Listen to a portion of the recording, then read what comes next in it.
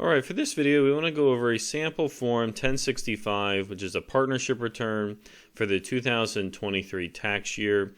Now in this scenario we've got an LLC that was set up as a holding company to purchase a rental property.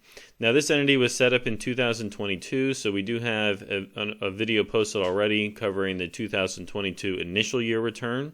I'll put a link in the description below for that one. So if you haven't already seen that one, you could perhaps watch that one first and then come over to the 2023 year tutorial. So we've got the 2023 return here, which we'll go through in its entirety. We've also got the 2022 tax return here for reference for some beginning of the year numbers. And then we've also got the financial statements for the company for the year, so profit and loss on the left hand side here, and then the company's balance sheet per books on the right hand side. And then we do have the two slides here, just one covering all the items that we're going to go through, and then the second slide covering the fact pattern itself, and then some notes for the return. So if we start with the slides here, kind of go over everything that's going to be included, and then we'll start getting into the financials and then the return itself. So again, there's already a video for the first year filing for this entity, so the 2022 tutorial is linked below. So this is going to be a 1065 return for a second year LLC. So we've got the financial statements, right, the profit and loss, balance sheet. What's going to be included here, Form 1065, kind of the base return is always pages 1 through 5. So that's page 1, information on the LLC, ordinary income, going through to the balance sheet. Form 8825 is where we report rental income and expense. The Form 4562 is for depreciation and amortization expense. Schedule B1 is where we disclose certain partners in the entity, so generally those that own a certain percentage or greater. And then we have Schedules K1 and K2 and K3. K2 going with the partnership return, and Schedules K1 and K3 provided to the partners. Talk about FBAR filings a bit. So this is an entity that does have a foreign bank account, and there are going to be some separately stated items here, right? So interest income, there's going to be some charitable contributions, other items. And then we'll look at the partner's basis worksheets. Always important to track your basis and your partnership interests. And then we'll talk about the de minimis safe harbor elections that are available to most businesses. So if we get into the fact pattern, so if you've already seen 2022, again, this is a carryover from that year. So we have John Smith and Jane Doe. They're friends, and they wanted to partner up and purchase a rental property in Miami. And so they did this in 2022. They each own 50% of that company, and they outsourced all the management to a local management company. During 2023, so the second year here, the property was rented for the entire year, and they just had the same tenant, the same person that was in there in 2022. The rental rate remained the same. Now, they're also exploring the rental property market in Belize, right? So they're looking at buying a property down there through the same LLC. So in 2022, they opened this bank account with the intention to buy in 2023. So they traveled down to Belize in March 2023 to look at some options, but nothing went through, right? So they haven't purchased a property yet, but they're still looking. So the LLC did pay for their travel expenses to get down there. So $2,600, that's airfare, hotels, rental car, things like that. The LLC made a charitable donation of $1,000 in cash to a local nonprofit. And during the year, John and Jane each put in an additional $5,000 in cash to the LLC because they thought the bank account balance was getting a little low. So they each put an additional $5,000 in. All right, so now some notes before we get into the details here. So the LLC, it has all U.S. partners, right? And there are no pass-through entities. So we just have U.S. individuals. And we have some foreign activity, but not much. And so generally, if you've got all U.S. tax resident partners and little to no foreign activity, you can qualify for the domestic filing exception to not have to do K2 and K3, right? But Jane, she has some foreign investments during the year, some other foreign investments and some foreign income taxes. And so she anticipates she's going to need to file Form 1116 on her 1040 to claim that foreign tax credit. So if you're doing the 1116, you need to know your total gross income and allocable deductions, even from pass-through entities. And so she's going to need all the information that would come through on a K3 to accurately do that return for her. And so for those reasons, we are going to include schedules K2 and K3. Now, the travel costs on the trip to Belize, not currently tax deductible. So what we're going to see is the company can certainly pay for it, but it's not going to be a current tax deduction. They're going to have to defer it, capitalize it. And this is because when you incur costs to explore new markets, those are generally not deductible. So when you do eventually buy a property, those travel costs can be included in the basis and they can be depreciated, right? So you got to think of it kind of like startup costs. And then lastly, that charitable contribution, that's going to be a separately stated item. So we'll show how that's being reported separately, kind of like the interest income items as well. All right, so let's have a quick look at the financial statements, and then we can take a look at the 1065. So on the left-hand side here, the profit and loss, we've got our gross rental income and all the expenses that were incurred during the year that we're going to deduct. All right, so we've got bank fees. There's that charitable contribution that they've expensed. That's going to be a separately stated item. They've got insurance, interest expense on the note, property taxes, and so on.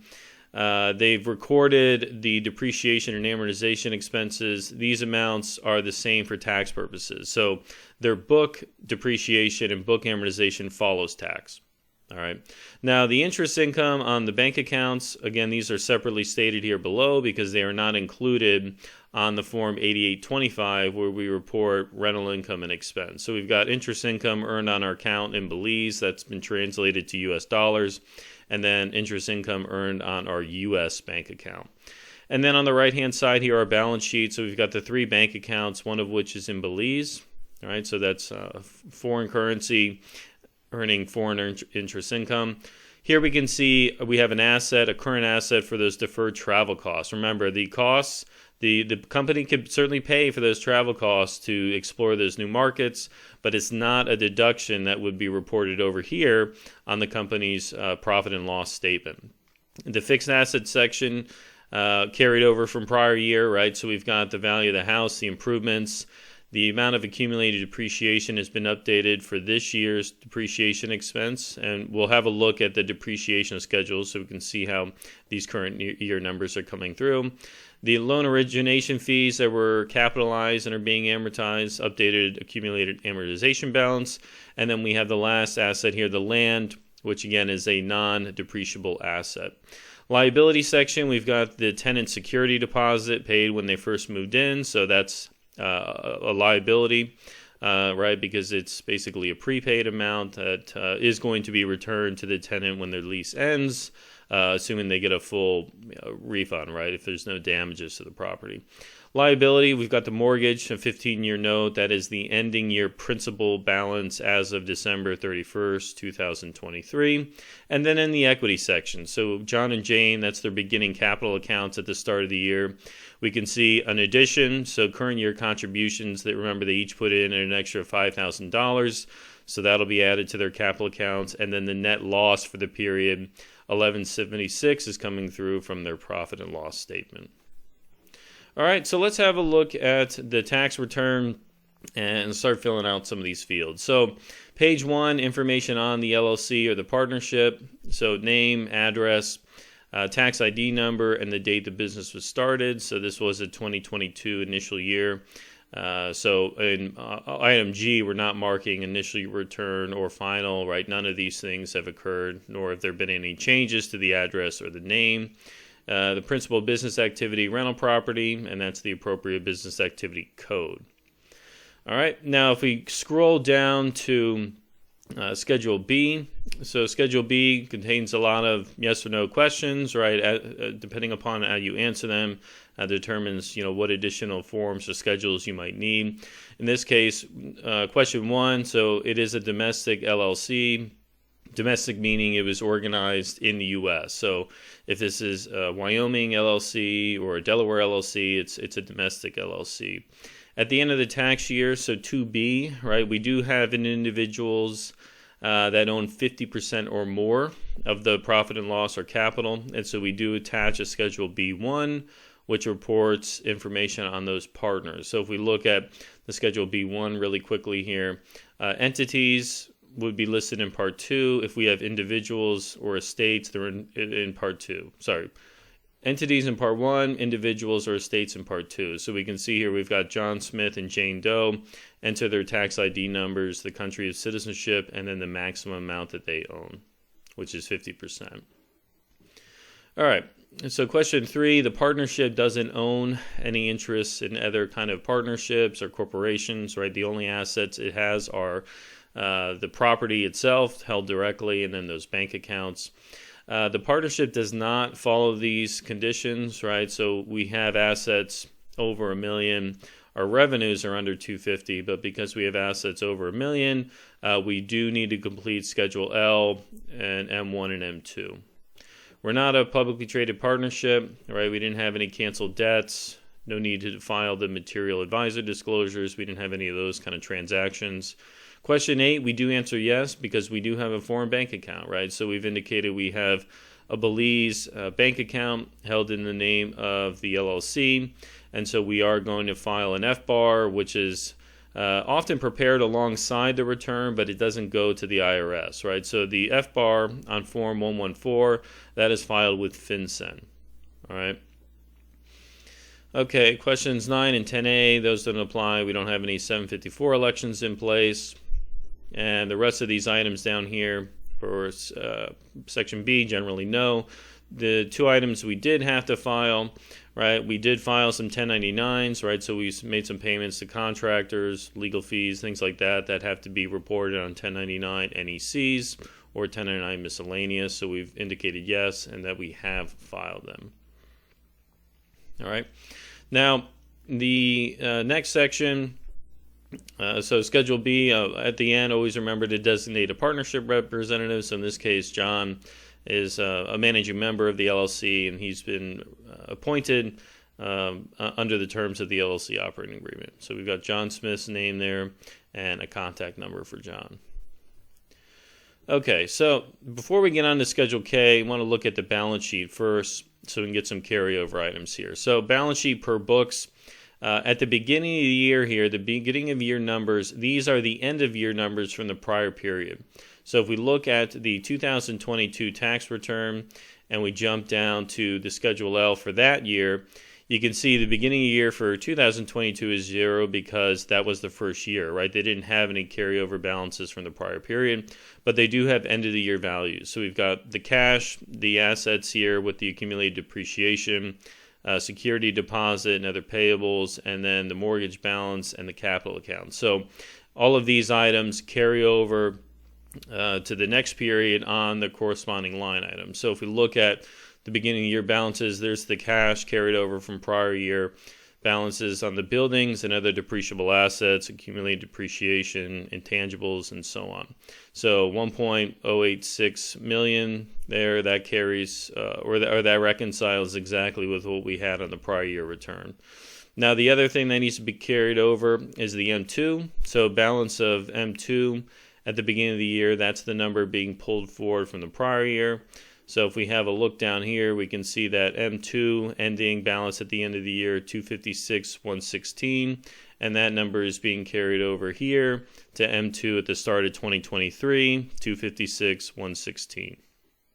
All right, and then the same thing goes with the carryovers for the Schedule K1s for each of the investors. So if we look at the 1065 K1 for John, just as an example to start with, you can see here we've got John Smith's K1 and the beginning of the year balances for the partners' share liabilities and the beginning of year capital account 128,058. Those numbers should pull through from the ending balances on the 2022 K1 for John.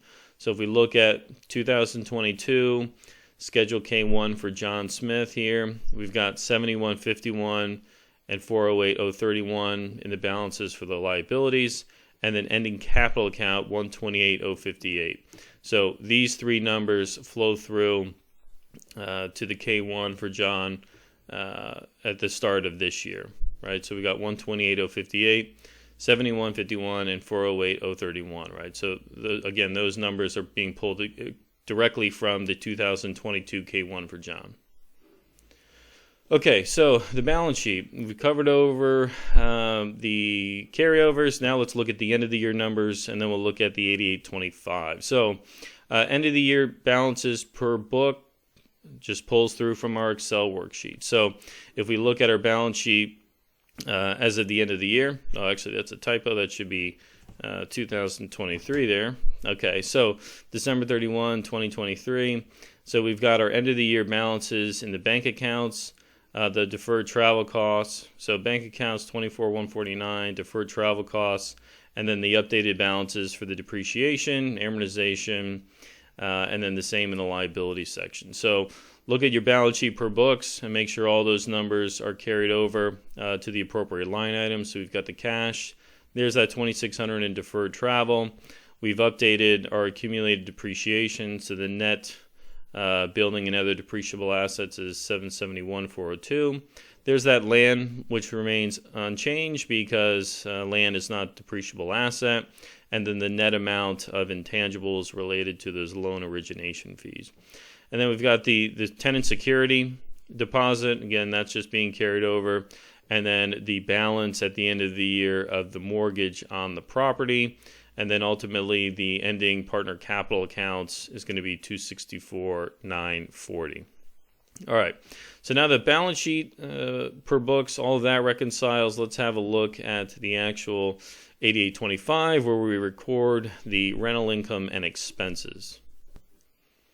So at the top here, we've got the address of the property. So 888 street address in Miami. It is a single family home and it was rented for the entire year. No personal use days by either the owners of the LLC or any related parties to the owners. The gross rental income, $84,000 for the year. So everything just pulls from our profit and loss statement here, unless it is a separately stated item, right? So for example, the gross rental income is certainly reported, but when we look at our expenses, things that would not be included are things like the charitable contributions, because that's going to be a separately stated item. And then all this other interest income wouldn't be included either. That's also going to be separately stated. And so we do have a reconciliation here which shows what gets pulled out from this computation. So we can see here on the left, I've got our book income and expense, so the totals, right? So that reconciles with the profit and loss we had on the other page. But we've separated out what gets reported on the 8825 and what needs to be separately stated. So on the 8825, we include all these expenses except for that charitable contribution amount. We're also not including the interest because that's going to be separately stated on page 4. So the net rental income and expense on 8825 is going to be a minus $705 amount. And that's what we have here. So we've got our rents. We've got all those available expenses, the interest, property taxes, depreciation coming through from depreciation schedule and 4562. So our net loss here on the property is $705. Now, the depreciation, let's take a closer look at that. So depreciation expense and the amortization expense, those are reported first on the 4562, and then they flow through to this page. So if we look at Form 4562 here, depreciation and amortization. In Part 3, line 17, we have maker's deduction, so depreciation for assets that were placed into service before 2023. So if you have something placed in service during the current year, you would report it down here in Section B. But if it was already reported here in Section B in a prior year, you've got it, the depreciation listed up here on line 17. And the same goes for the amortization expense. So amortization expense reported in Part 6. We have a separate line item here, line 43, amortization and costs that started before the 2023 tax year. So we have our $557 there. If we look at the depreciation schedule, you can see this is unchanged from the prior period, right? We have the house, the land, the improvements. So again, no additions were made here. And no dispositions as well. So we've got the bonus depreciation that was claimed in the prior year. It's marked PY for prior year. So the depreciable basis running into this period and then the method depreciation. So on line 1 for the house, 27.5-year straight line method. We can see the current depreciation 29,619, right? So that's on the 4562. And then line 4 for the loan origination fees, current depreciation is $557. Okay, so let's go back up to the 8825.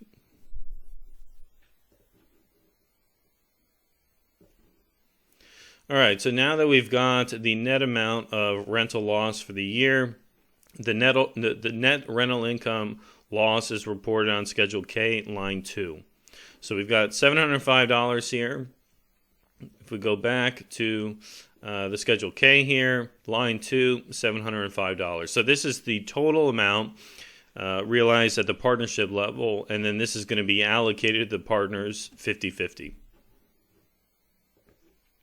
All right, so once the 705 has been inputted, we need to now account for those other separately stated items that have to be reported on a different line item. So we've got two to consider: the interest income on the bank accounts and then the charitable contribution.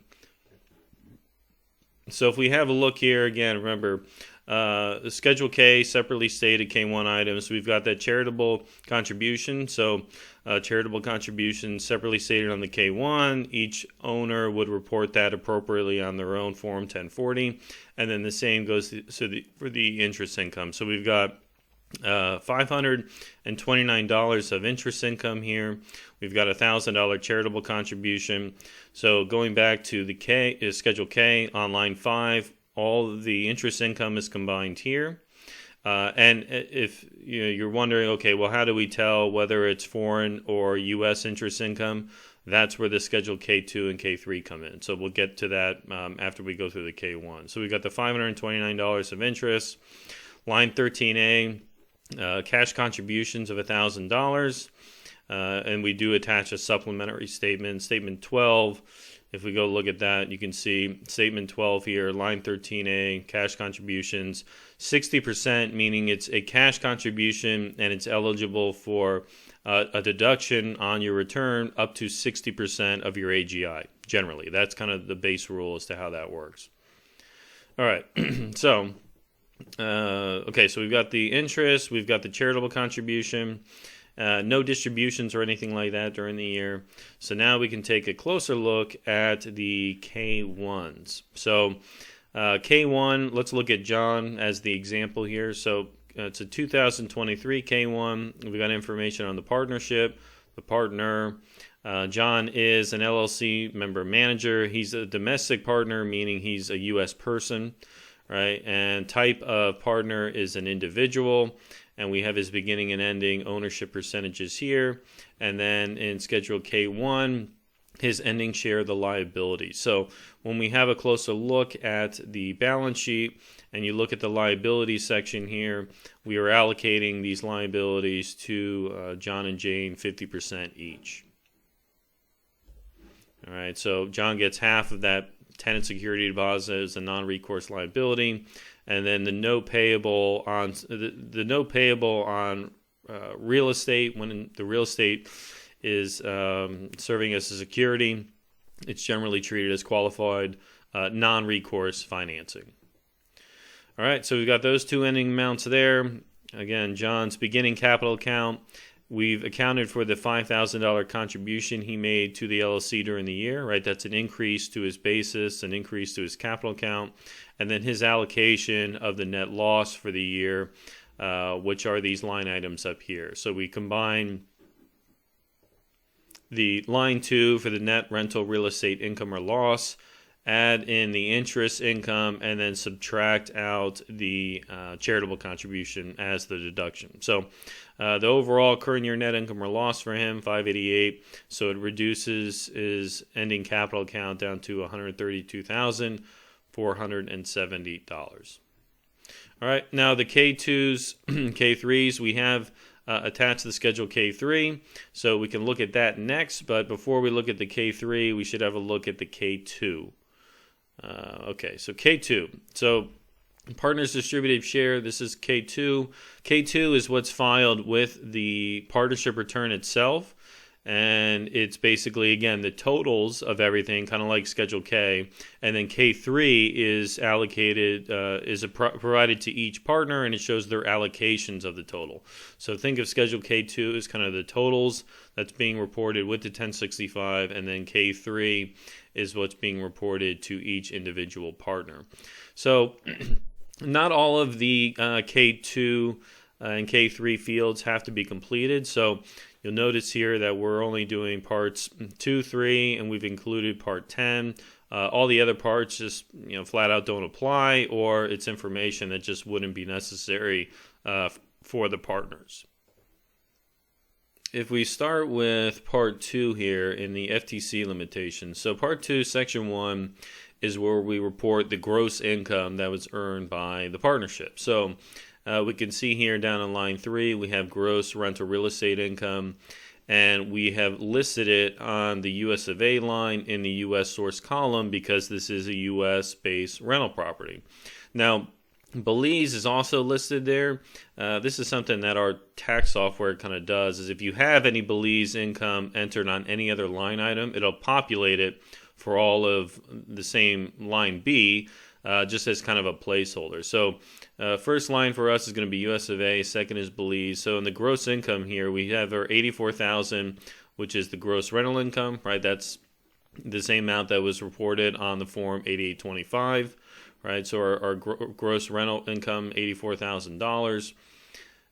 If we look at page 2 in section 1, we have our interest, right? So part 2, section 1, line 6, our interest income, the amount of interest from U.S. sources on that U.S. bank account, $125, and then the amount that is being attributed to Belize, that is foreign source interest income, is $404, and it's passive category income.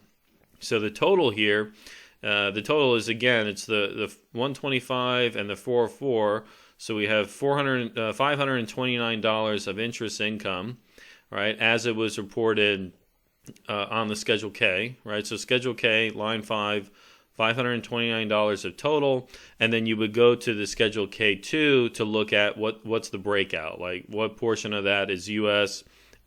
Versus foreign source income. So there's the interest income. So gross income is section 2, part 2, section 1.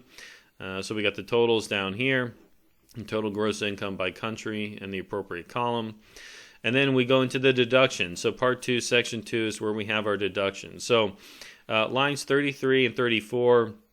Line 33 are those deductions that include depreciation, depletion, and amortization. So $30,176 is the depreciation expense plus the amortization expense. And then on line 34, we include allocable rental expenses that are not depreciation, depletion, and amortization. So $14,620 of expenses that we had that were not depreciation related. Charitable contributions always reported as in the U.S. source column here. So we've got our $1,000 charitable contribution, and then the interest expense on the note payable. So this is directly allocable interest expense, $39,909. So if we had a look at the 8825, for example, so the $39,909 of interest on line 9, that gets its own line item on the Schedule K2. The depreciation, $29,619, and the $557, those are added together and separately stated. And then all these other expenses that are not part of those two categories are lumped into that $14,000 figure, right? So we got the $30K, the $14,000 charitable, and then the interest. And then at the very bottom here, we have the summary of the net income or loss. So in the U.S. source column, net loss, $1,580. The foreign source, interest income is the only thing hanging out here, 404. So the total net income or loss across all the U.S. and the foreign operations, minus 1176. And that total reconciles with the return. Right, so if we take negative 1176 And for example, let's go back to the M1. There's our 1176. So $1,176 net loss for taxable income purposes, and that's what's being reported on the Schedule 2 in Part 2. All right, so now if we have a look at some of the other parts that we had to complete, we don't have any kind of research and experimental expenses, so nothing there is being reported. But we do have interest expense, right? So in Part 3, Section 2 here, the interest expense apportionment, what we've done, so total average value of the assets, you use the beginning of the year and end of the year values, and then just average them. So line 1, we have our beginning and end of the year assets that are in the U.S., right? So the U.S. source property and the U.S. Bank accounts. And then the foreign source average category here is just the Belize bank account. So the average value of the Belize bank accounts. Now on line 4, they're asking for those assets that are attracting directly allocable interest, right? So the directly allocable interest expense on the note, right? We borrowed money to acquire that property. So this is the average value of the assets. So that's the house, all the other improvements, appliances, etc., the land. So that's the average value there. And that, again, that's U.S. source. We don't have anything in the passive category for foreign because none of the interest expense is attributed to any of these foreign category types of assets, right? It's just the U.S. based assets. All right, and then in Section 3, we don't have any corporate partners, so we're not dealing with FDII or BEAT. We did complete Part 10, just kind of completeness here. Again, we don't have any foreign partners, but we think it's helpful just so the user here can get a sense of what is going to be considered effectively connected income versus non-ECI. So gross rental income, interest income, right? We have it separated by U.S. source, foreign source, U.S. source, effectively connected earnings from the rental business. And then in Section 2, we just have the same information reported for the deductions, right? So expenses from rental real estate activities, that also includes, so that's all the expenses plus the depreciation, the separately stated interest expense, and then the charitable contributions. And then again, there you can see kind of our check figure, net income or loss, is the minus 1,176. All right, so now that the K2 has been covered for this example, let's have a look back at John's K1 and take a closer look at his K3 allocation. So this would be Schedule K3 specifically for, well, let's look at Jane. So Jane Doe, John Smith is who we were looking at earlier. Let's look at Jane Doe's K3, so she's the other 50% partner. So you can see the layout very similar to the K2, only now it just shows Jane's allocation of those items. So Jane's allocation of the gross rental income, her interest income, U.S. and foreign source, and then the related deductions. So not necessary to go into the K3 in too much detail because, again, this is just an allocation for each partner of the total that was on Schedule K2.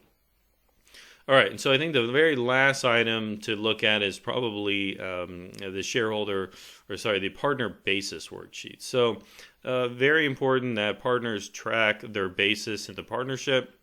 And so partners should do this at their own level, but a lot of companies will give them something that looks like this. It's a basis worksheet prepared from the partnership records. And so we have our adjusted basis carrying over from the prior year. So this number is basically John's capital account plus his share of the liabilities. So this is our starting point, and this reconciles to his basis worksheet from last year. And then we have any of those current year items. So we have an increase for that $5,000 in capital that John put in during the year. We have his allocation of the interest income. On line 7, we are accounting for his decrease in share of liabilities. So to the extent that your allocation of liabilities decreases because those debts have been paid off, that would be a decrease to your overall outside basis in the partnership. We have his allocation of the rental real estate loss, right? So that's line 2 of his K1. His allocation of the charitable contributions. So when everything is said and done here, his ending basis for the partnership is $527,838. Now, in most cases, a quick check is just to look at page 1 of the K1 and add up the liabilities and his ending capital account, and it should match that number. So if we have a look at John's K1 again and look at the ending balances here, let me get the calculator up so we can see this. If we take his allocation of the liabilities at the end of the year, so 388,368, and then his ending capital account is 132,470. So his ending basis, or his ending outside basis, is going to be this $527,838 figure, and that is what his ending basis is here, right? So there's the $527,838. All right. Okay, so I think that covers everything. I hope that was thorough enough. If you have any questions, obviously, please feel free to leave a comment below. I try to get to as many of those questions as I can. And as always, look forward to seeing you again on the next video. Thank you.